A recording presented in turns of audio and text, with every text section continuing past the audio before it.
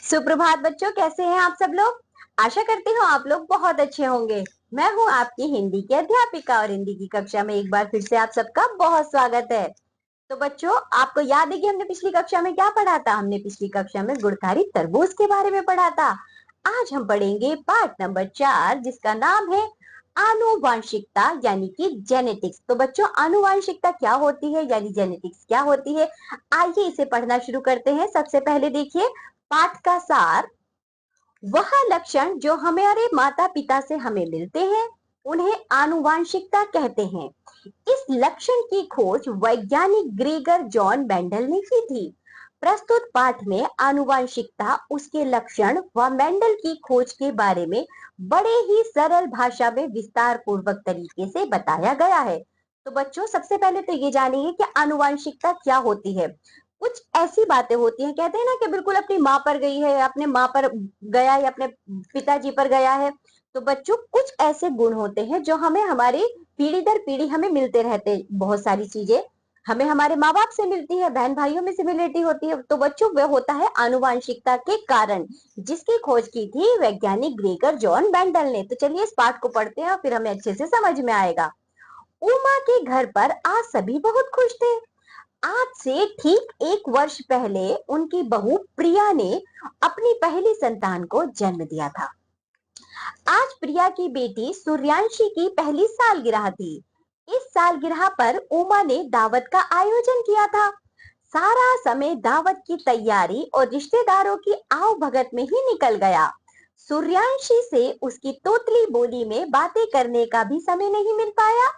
प्रिया, सहसा प्रिया की मां गोमती शर्मा की आवाज सुनाई दी।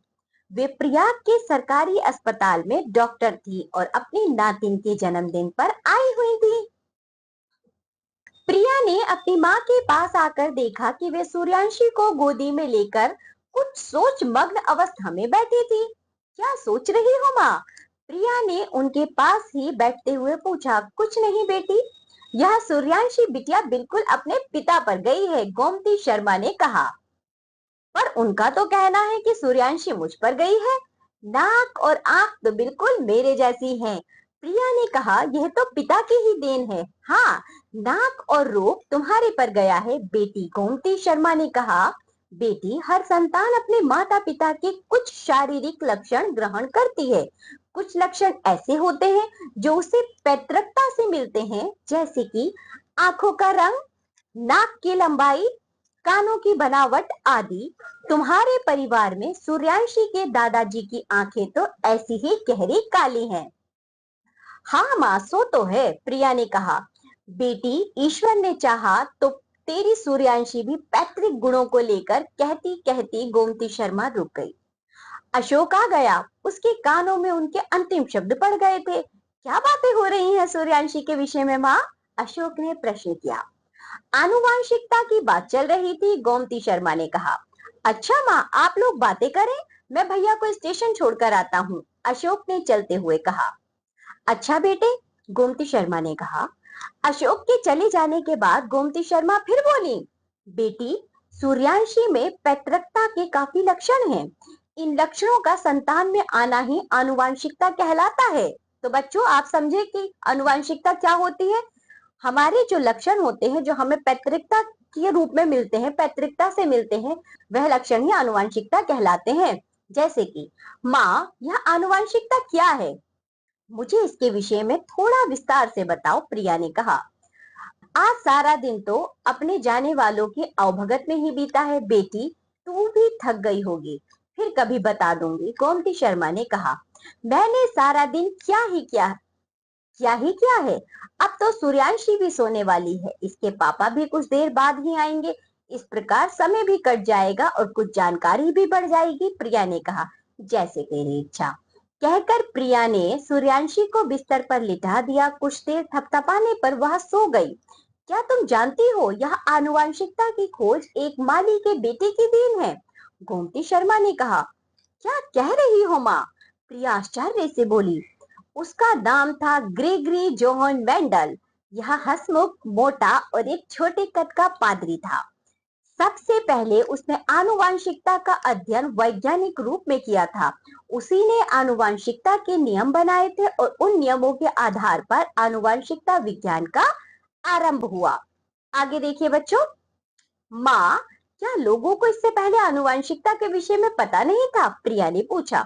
हाँ बेटी, लोगों को इस बात का ठीक ठीक ज्ञान नहीं था कि हमें माता पिता से नीली आंखें, लंबी नाक, लंबा कद या छोटे पैर कैसे प्राप्त होते हैं। शर्मा ने जवाब दिया, पर माली के बेटे को इसकी प्रेरणा कहाँ से मिली? प्रिया ने पूछा। मटर के खेत से, गोमती शर्मा ने हंसकर कहा। मेंडल का पिता एक गरीब किसान था। वह मोरबिया में खेती बाड़ी करता था।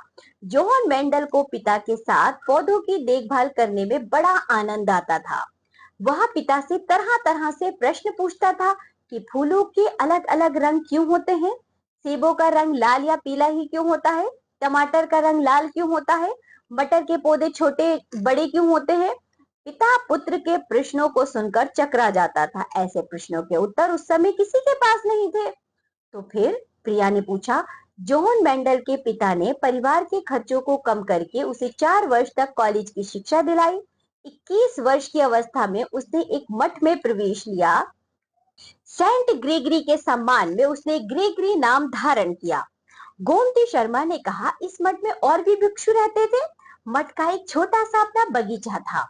भिक्षुओं ने उस बगीचे की देखभाल के साथ साथ धार्मिक और अपना अध्ययन भी जारी रखा और वह सन 1847 में पादरी बन गया। उसकी विज्ञान में रुचि देखकर मठ के अधिकारियों ने उसे 2 वर्ष के लिए वेनिस विश्वविद्यालय में भौतिकी पढ़ने के लिए भेज दिया। वहां से लौटकर वह मठ के ही स्कूल में भौतिकी का अध्यापक बन गया। वह मठ में रहकर बगीचे की भी देखभाल करता था। माँ, क्या इस प्रकार उसके भिक्षु के कर्तव्यों में कोई बाधा नहीं पड़ती? प्रिया ने पूछा।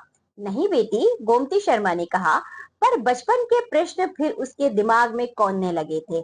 वह मटर के पौधों को देखकर सोचा करता था कि कुछ मटर चिकनी और कुछ झुर्रीदार क्यों होती हैं।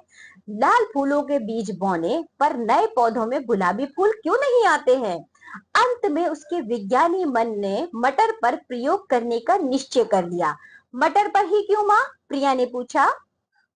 बच्चों, यहाँ देखिए, आपको एक चित्र भी दिखाया गया है कि किस तरह से ग्रेगरी जो है खेतों में खड़े हुए हैं। बेटी, मटर सरलता से उग आती है, इसलिए उसने मटर पर ही प्रयोग किए। गोमती शर्मा बोली, मटर का जीवन बहुत ही छोटा होता है और वह उसकी बहुत सी पीढ़ियों का अध्ययन कर सकता था। माँ, ग्रेगरी जोहन मेंडल ने मटर के काफी पौधे बोए होंगे? प्रिया ने पूछा। हाँ बेटी, खेती का काम था। उसने 8 सालों के बीच मटर के 10,000 पौधे बोए और उनका परीक्षण किया। गोमती शर्मा ने कहा, मेंडल ने जिस तरह समस्या हल करने का प्रयास किया उसका एक उदाहरण यह है कि मटर के एक ऊंचे तथा एक छोटी संतान ऊंची होगी या छोटी। माँ, इसके लिए मेंडल ने क्या किया? प्रिया ने पूछा। तो बेटी, मेंडल ने ऊंचे पौधे से संतान प्राप्त करने के लिए ऊंचे पौधे के फूल में से सुनहरी धूली ली और छोटे पौधे की मादा के सिर पर डाल दी। इससे जो बीज बने उन्हें उसने बोया। प्रिया ने कहा, माँ, इसका क्या परिणाम निकला? प्रिया ने प्रश्न किया। बेटी, मटर के सब पौधे पिता की तरह ऊंचे थे। मेंडल ने ऊंचेपन को प्रभावी लक्षण बताया। गोमती शर्मा ने कहा, जब इन ऊंची संतानों के बच्चे ऊंचे उनके बीज उगाए गए तो मेंडल ने पाया कि जो दूसरी पीढ़ी के पौधे ऊंचे नहीं थे। प्रति 3 ऊंचे पौधों के पीछे एक पौधा छोटा था। इस छोटे पौधे को दादी की छोटाई आनुवंशिकता में मिली थी। उसने छोटेपन को अप्रभावी लक्षण कहा। माँ, इन प्रयोगों से ही मेंडल ने निष्कर्ष निकाल लिया था? प्रिया ने पूछा। बेटी, एक अच्छा वैज्ञानिक कई बार प्रयोग करने के बाद ही किसी निष्कर्ष पर पहुंचता है, गोमती शर्मा ने कहा। ग्रेगरी जॉन मेंडल ने पीले बीजों के मटर को हरे बीजों के मटर के साथ संकरित किया। उसने देखा कि उनसे पैदा हुई पहली पीढ़ी के सब पौधों के बीज पीले थे। उससे अगली पीढ़ी के पौधों में 3 पीले और 1 हरा था। यहाँ पीला प्रभावी और हरा अप्रभावी लक्षण था। इससे तो मेंडल को संतुष्टि हो गई होगी माँ, प्रिया ने प्रश्न किया। नहीं बेटी, इन्हीं प्रयोगों को मेंडल ने एक दो बार नहीं बल्कि सैकड़ों बार दोहराया और हर बार परिणाम वही आया। गोमती शर्मा ने कहा, 8 वर्ष तक सावधान और धीरज के साथ काम करने के बाद जब मेंडल को अच्छी तरह विश्वास हो गया तो उसने बताया कि पौधों में आनुवंशिकता कुछ अमोघ अपरिवर्तनशील नियमों के अनुसार काम करती है। माँ, मेंडल ने अपने प्रयोग द्वारा क्या क्या प्रमाणित किया था, प्रिया ने पूछा। बेटी, मेंडल ने अपने प्रयोगों के माध्यम से प्रमाणित किया था कि कोई भी अकेली विशिष्टता जैसे कि मटर में बीजों का रंग या पौधों का आकार एक पीढ़ी से दूसरी पीढ़ी में जाते हैं, वे नष्ट नहीं होते। यदि विपरीत लक्षणों वाले जीवधारियों को संकरित किया जाता है तो संकरित संतान में दोनों जनकों के लक्षण होते हैं, पर उनमें एक प्रभावी और दूसरा अप्रभावी होता है। जब संकरित संतान को पुनः संकरित की जाती है तो ये लक्षण फिर 3:1 के अनुपात से सॉरी तो ये लक्षण फिर 3:1 के अनुपात में अलग हो जाते हैं। गोमती शर्मा ने उत्तर दिया। माँ, फिर तो मेंडल इन नए सिद्धांतों को खोजकर बहुत खुश हुए होंगे, प्रिया ने हंसकर कहा। यह तो स्वाभाविक ही था बेटी। उसने सन 1865 में एक लेख नगर वैज्ञानिक सभा के सामने पढ़ा, पर कोई भी श्रोता समझ न सका। गोमती शर्मा ने कहा, मेंडल ने दूसरा लेख तैयार किया और दूसरी सभा में पढ़ा, पर यहाँ भी किसी ने विशेष रुचि नहीं ली। ऐसा क्यों माँ, प्रिया ने प्रश्न किया। बेटी, लोगों का विचार था कि भला मटर के पौधों से भी क्या कोई महत्वपूर्ण निष्कर्ष निकाला जा सकता है, गोमती शर्मा ने उत्तर दिया। तब मेंडल ने क्या किया, प्रिया ने उत्सुकता से पूछा। बेटी, मेंडल उस भाषण को एक छोटी सी वैज्ञानिक पत्रिका में छपने के लिए भेज दिया। उसमें छपकर वह शीघ्र ही पुस्तकालय की अलमारियों में चला गया। गोमती शर्मा बोली, तब तो मेंडल का हौसला तो टूट गया होगा, प्रिया ने कहा।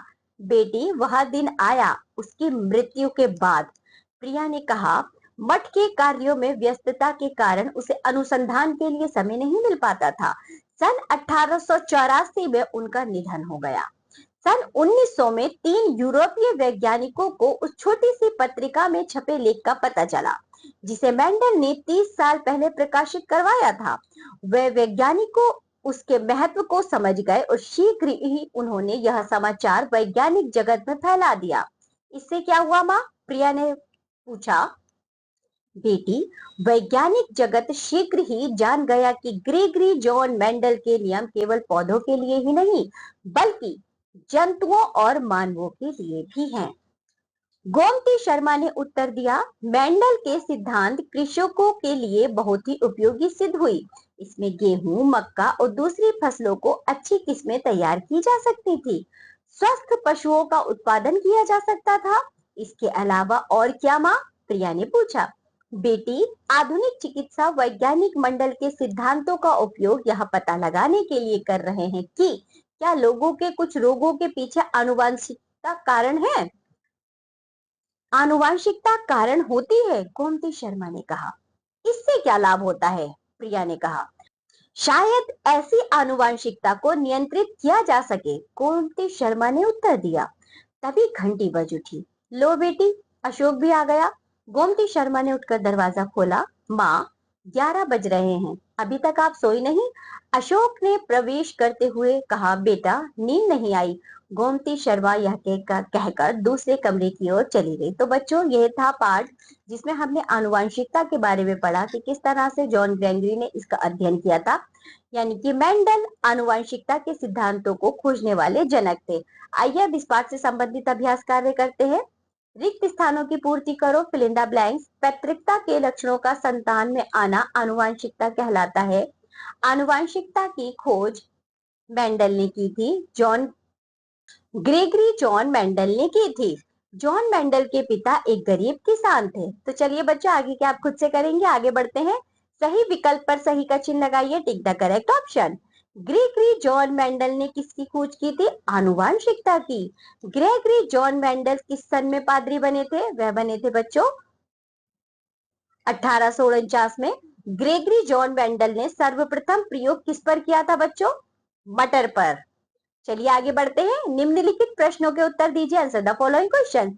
आनुवांशिकता से क्या अभिप्राय स्पष्ट कीजिए। तो बच्चों आप लिख सकते हैं, यानी कि जो हमें पैतृकता से मिलती है, जो हमें अपने माता पिता से लक्षण मिलते हैं, जैसे कि आंखों का रंग, बालों की लंबाई, नाक की लंबाई, हमारे हाथ पैरों की लंबाई, बच्चों हमारे शरीर की लंबाई, ये सभी आनुवांशिकता कहलाते हैं।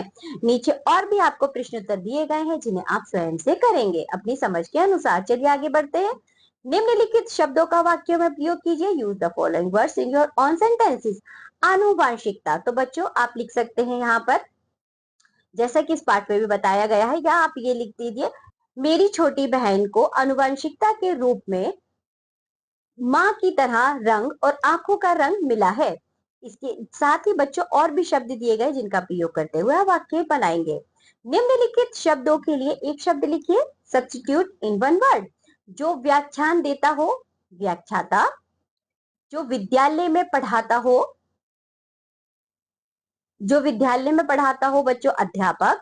जो कॉलेज में पढ़ाता हो, प्रोफेसर। जो पीढ़ी दर पीढ़ी चले, आनुवंशिकता। जो बाग बगीचे की देखभाल करे, माली। जिसमें कोई परिवर्तन संभव ना हो, अपरिवर्तनशील। आगे क्या आप स्वयं से करेंगे। चलिए आगे बढ़ते हैं। निम्नलिखित रेखांकित शब्दों का पद परिचय दीजिए। Parse the underline words. बच्चों पहले तो ये जानिए कि पद परिचय क्या होता है। पहले हम एक वाक्य पढ़ते हैं फिर समझते हैं। उस बालक की आंखें जन्म के समय काली थीं।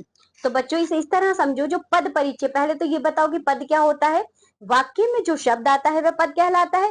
तो अब हमें इसमें क्या बताना है, उस शब्द का हमें स्थान बताना है, यानी कि उस शब्द का हमें परिचय देना है। जैसे कि यहाँ हमसे पूछा गया है उस बालक। तो बच्चों ये जो उस बालक है, सबसे पहले ये संज्ञा है या सर्वनाम है, ये बताओ। बच्चों जो ये उस बालक है, ये सर्वनाम है।